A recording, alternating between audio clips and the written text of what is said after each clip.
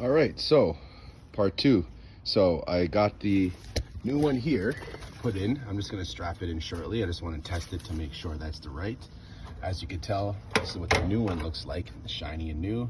It's rated at 40 plus 5 microfarads, and everything is hooked up, Herm, common, and fan.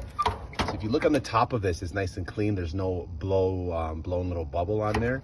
If you look at the old one here, it's definitely used and abused and confused. You see that little hole right there in the middle, this little bubble right there?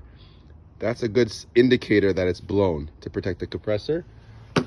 So now I'm gonna take the fuse here. The fuse goes in this box right here. Plug this in and let's see how it sounds.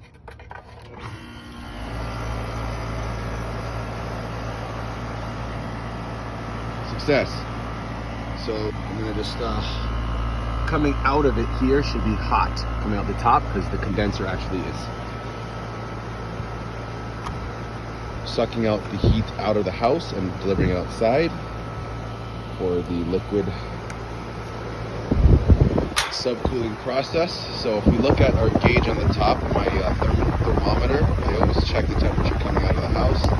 You can see it's going up, 96, 97 Fahrenheit. Inside the house is hot, so it's bringing out all the heat outside, and the coil inside is bringing the actual cooling inside. So this is damn near 100 Fahrenheit, right? So that means the house is hot. It was off about a day or two. For all my Canadians, that's 37, almost 38 degrees Celsius. For my Americans, that's 100, which means it's working. So the issue here was the actual capacitor. I'm gonna strap her back in, put everything back, and now we're gonna have cooling.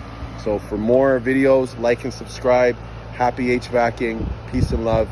And don't forget to tell a friend about my services and also my videos. I'm gonna be coming out with a book, have a YouTube channel, have a digital course. So the future looks bright.